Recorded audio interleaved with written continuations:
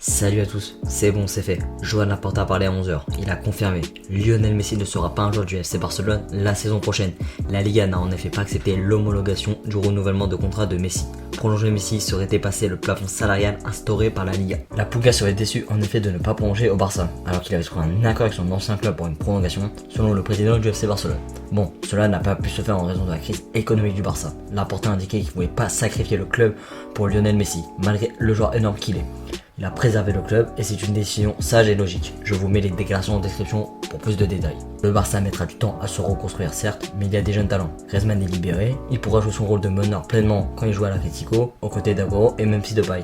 Et puis le Barça sera moins embêté par la nouvelle formule du fair play financier, avec l'histoire du luxury tax, qui consiste à faire payer des pénalités aux clubs qui dépassent une limite de celle-là et d'investissement en gros. Le Barça est soulagé financièrement, mais sportivement, faudrait être fort. Bref, Lionel Messi, qui est libre comme l'air, a déjà entamé des négociations avec le PSG. Sky Sports, Fabrizio Romano, RMC Sport, ainsi que divers médias sont d'accord sur le fait que le PSG est en pole position et tente de trouver la parade financière pour entrer dans les clous du fair play financier. Paris est en quête de nouveaux partenariats pour rentabiliser une éventuelle arrivée de Lionel Messi. Comme je vous l'ai évoqué hier soir, en parlant d'intermédiaires et de protagonistes, Neymar travaille dans ce dossier, tente de convaincre le joueur. Tous les joueurs du PSG ont discuté avec Messi selon Mohamed Bouafsi. L'attaquant brésilien aurait même proposé de laisser son numéro 10 à l'attaquant argentin, qui a refusé son numéro pour le moment.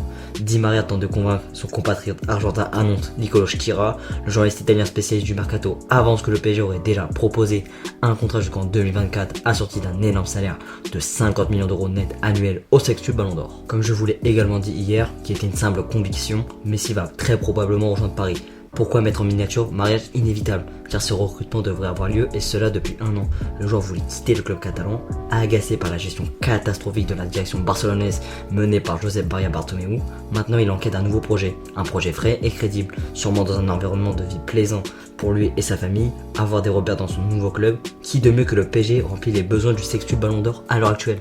Comme je l'ai indiqué dans ma dernière vidéo, pour moi City c'était pas possible. Enfin je le voyais pas City, dans un championnat très physique et intense. Pas réellement l'idéal pour une fin de carrière, l'environnement aussi, Manchester qui est une ville pas très réputée pour être idyllique, on a bien vu l'expérience en Di Maria. Enfin bref, j'ai argumenté dans ma dernière vidéo, je vais pas me réexpliquer. Guardiola a annoncé que le joueur argentin n'était pas dans les plans de Manchester City. Grealish vient d'arriver pour 117 millions d'euros et possède le numéro 10 anciennement occupé par Sergio Aguero. Donc City plus en course, côté PSG, on a la puissance financière, projet sportif fiable, motivation de remplir un challenge tel que celui du PSG, la perspective de reformer le duo Neymar-Messi et un environnement attractif pour sa famille et lui.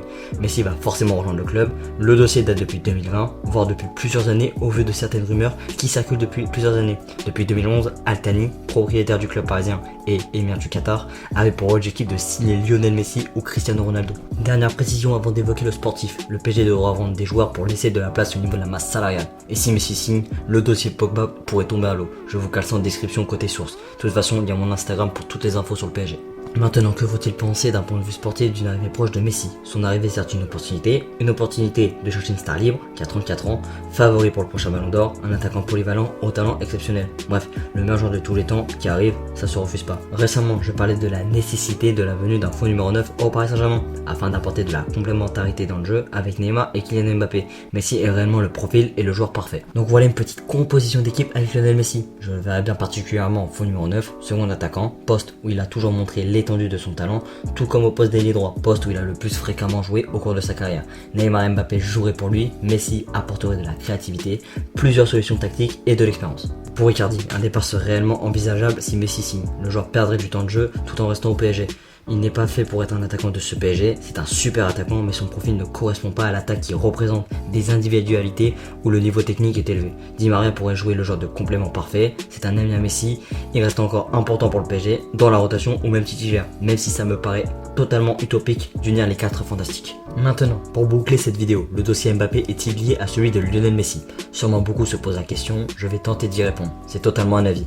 L'attaquant français voudrait toujours pas prolonger au Paris Saint-Germain, quitter libre le PSG l'été prochain et son objectif pour le moment selon les médias.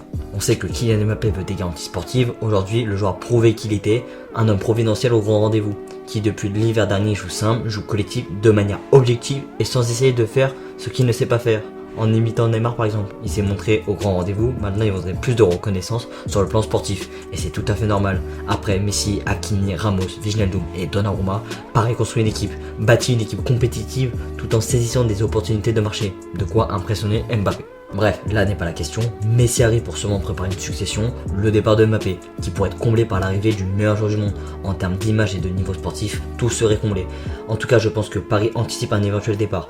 Mbappé n'est pas sûr de prolonger, pourrait partir au Real pour chercher la lumière, être la star d'un championnat orphelin du Nigeria, à l'instar d'un CR7 ou Messi par exemple à l'époque.